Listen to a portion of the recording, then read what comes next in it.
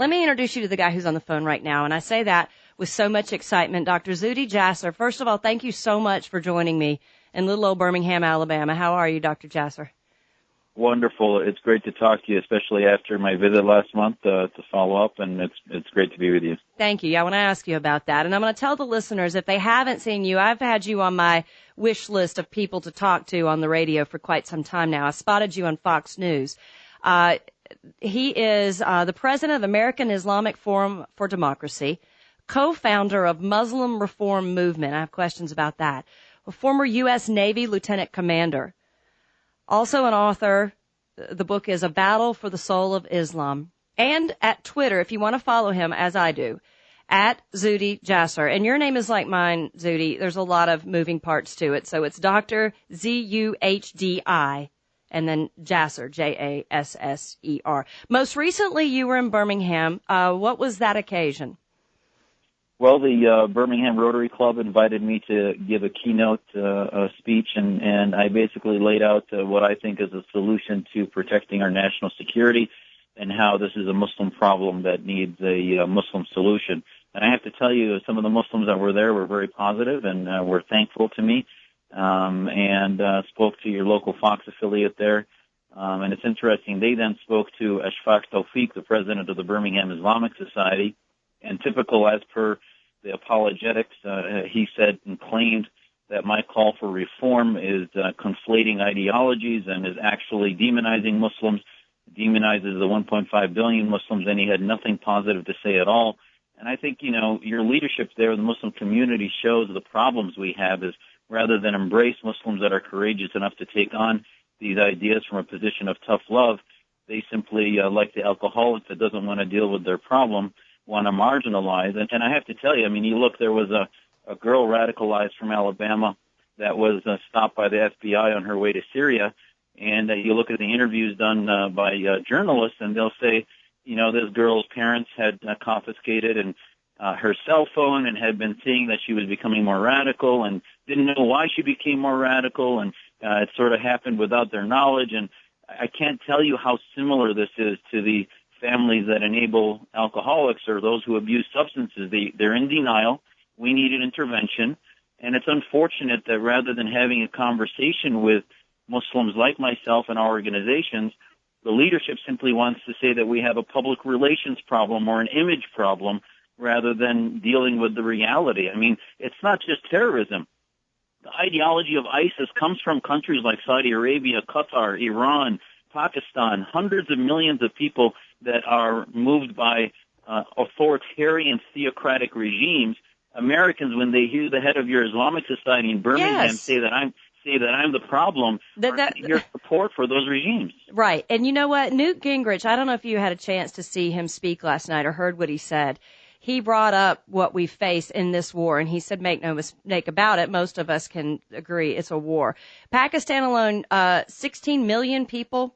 If you take 9% of those who support ISIS or radicalized, those numbers, the sheer numbers, 9% of that many people is an incredible force to be reckoned with. Now, when you were in Birmingham, I was actually on vacation, and you reached out to me on Twitter, which was a great day for me.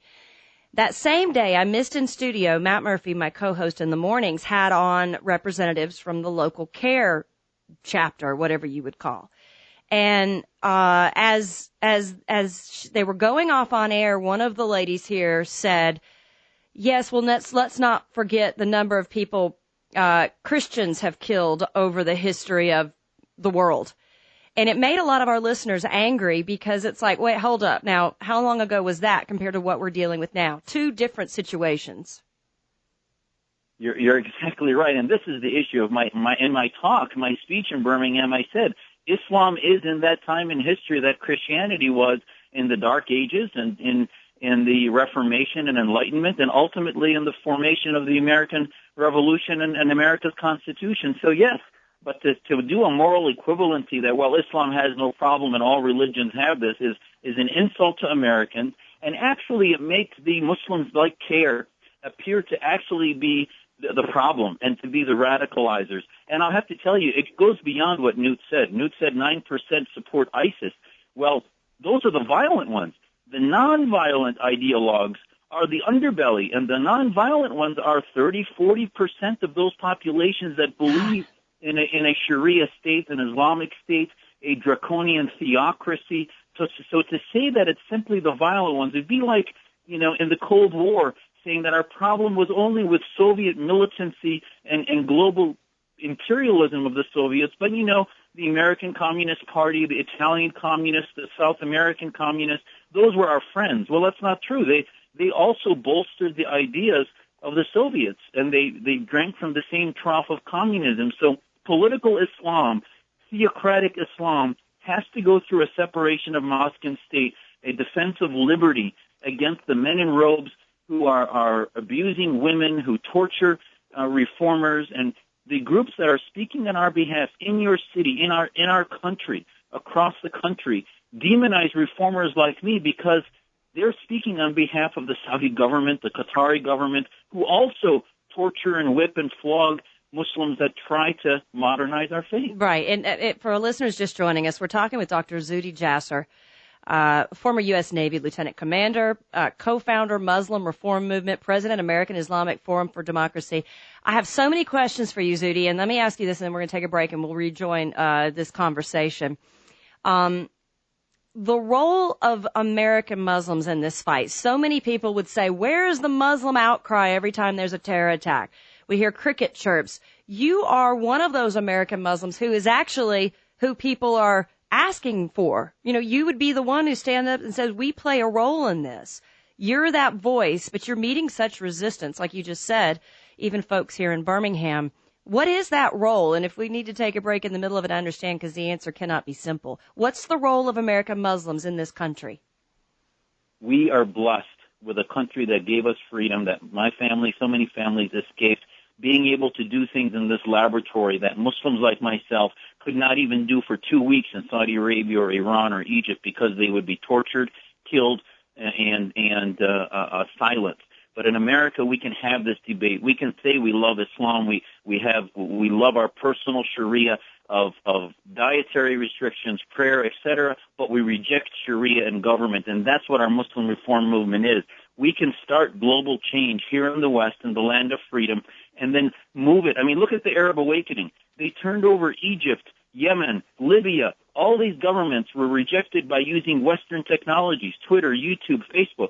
You can do the same thing. Begin the reform here in the West, and then it can be used as a tool to begin to modernize the draconian 13th century clerics that dominate our faith community. And it's important to wake up Muslims. It's not just, and what American Muslims need to do, it's not just terrorism, the violence. What is the root cause? It's this supremacist mentality that the Islamic State or any Islamic state is better than secular Western states and those that they believe reject the faith, when in fact America proved that the best formula for religious liberty is one where the priests and the clerics are out of government and they stay in the churches and the mosques or in the universities. That's the solution that we can do, and nowhere else can it be done but in America. Dr. Zuhdi, thank you so much.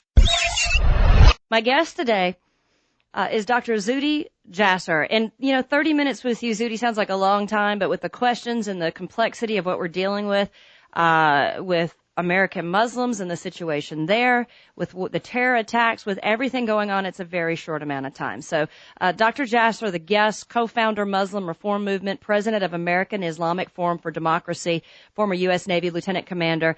And you are fighting a huge battle here, aren't you, Zuhdi? If just the local chapters of, we had CARE, and you said another chapter in Birmingham, another group, it stands against you and what you're trying to do. Yeah, and the sad thing is they don't even address the issues, the substance of what I say. I mean, again, Ashfaq Tawfiq, the president of your largest Islamic society there in Birmingham, cited to news groups when I was there that, they have condemned terrorism because things like the letter to Baghdadi had been written. And I would ask people, look at that letter to Baghdadi. The letter to Baghdadi is a 26-page document that most of the mosques in America and imams of the Muslim Brotherhood movement in the West signed. And that thing says, well, Baghdadi's a militant and he's evil and he's bad, but jihad has a right way to do it, but he's doing it wrong. The caliphate is mandatory, but he's not the person to call it. Women's rights. They don't use the word equality in their discussion of women's rights. They say that women are protected in Islam. All I can tell you is that document is a nonviolent document still that's based in supremacism and rejects American Western principles of universal human rights. It's useless, in other words. It's useless. Exactly. It is an apologetic that is not about reform. And leaders like Tawfiq and others will dizzy you with these explanations. I would tell you and ask your listeners, get our 2-page declaration of our Muslim reform movement. It's simple, 12 points. It says, we reject any Islamic state. We reject the concept of the caliphate. We call for the equality of men and women. We call for the rejection of all blasphemy laws, apostasy laws, and the acceptance of the Universal Declaration of Human Rights. If Muslims like Tawfiq can be shown that declaration and they sign it, we mailed it to every mosque in America, every celebrity Muslim that's known in media, and we've only received a few responses. They've rejected it, but we're following it up. We're calling it. See that that right there, that this was rejected, what you said, and that's where the outrage is. Like, all right, where are the Muslims? Stand up. We want, all of this. But then when you find out that this was actually sent to mosque and they rejected it, that confirms our biggest fears. Let me ask you a personal question just about the Muslim faith and the peace and all of that. Because, and I know you've heard this before, one of our listeners said, Islamophobia, it's not right. But when we have a fear of Islam, then that legitimizes the term Islamophobia. If I have, say my next door neighbors are Muslim, husband, wife, children, and I'm looking at that family, maybe I don't know them well, I'd like to get to know them, but I'm scared, Zuhdi, because of what we saw and I know it's only one family and it's a horrific example, but of what we saw in California with Farouk, I call him Farouk Party of Two, the husband, wife had a baby. They were, by all accounts, his coworkers thought they were sort of integrated into society and they were, and then this happens. What is to stop us when we hear what you're talking about from having an unhealthy fear? Is this a peaceful religion or not? Well, it's a religion that's going through an internal struggle, a battle. That's why my book, A Battle for the Soul of Islam, is that there is a civil war happening, and that's what the Arab Awakening was about. And I think Muslims that reject the fact that there is a dominant form of Islam that is incompatible with Americanism and freedom are either in denial or they are part of the problem, and they are obviously rejecting the social contract that makes America the greatest country in the world. But the way to defeat that is not by demonizing them or by taking away their rights. I think ultimately the antiseptic of sunlight. I mean, a country that has an operating Nazi party, Communist Party, those are political groups that reject our Constitution, and yet we marginalize them and expose that they're hate groups by exposing how ridiculous their ideas are. So take our 2-page declaration. Muslims that embrace it are part of the solution, that are beyond denial and want to actually leave for our children a legacy of a faith that's compatible with America. Muslims that reject that declaration are part of the problem. It's sort of like Muslims that, if you want to address drunk driving, there are those that would say, well, it's just the drivers, that forget about the alcoholism and the right. community complicity, all that. There are Muslims that want to solve the deeper problems and aren't just looking at the violence of the terrorism, but are looking at the ideologies, the vector of the virus ideology that's viralized across the planet that is getting into the minds of our youth. We have just a couple of minutes left, but before we go, Dr. Jasser, I want to ask you about, what do you make of John Kerry? He said it again over the weekend. He said it before, that the recent terror attacks are proof that ISIS is on the run and losing ground. I understand when he says losing ground, like physical territory. Are they on the run and losing, or are they winning?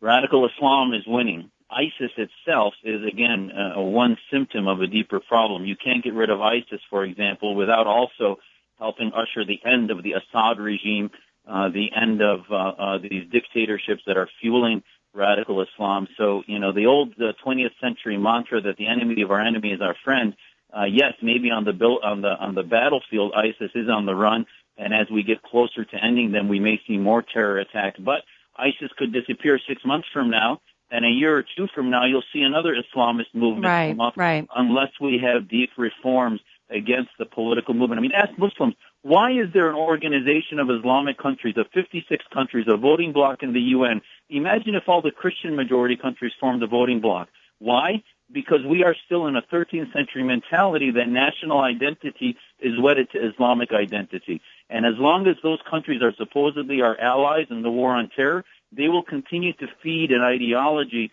that somehow Islam should be tied to their military and national identity. And that's why the ISIS's, the Al-Qaeda's might disappear. You know, Bush defeated Al-Qaeda, it went away. And now we've got something else. Yeah. Radicalism, I guess I would say what you said. It's like the flu, and ISIS is a symptom. It's the fever, the congestion, or whatever. You get rid of one symptom, but the others are still there, and the underlying problem is the flu. Dr. Zuhdi Jasser, thank you so much for spending some time with us today. Anytime. Thank you. We appreciate you.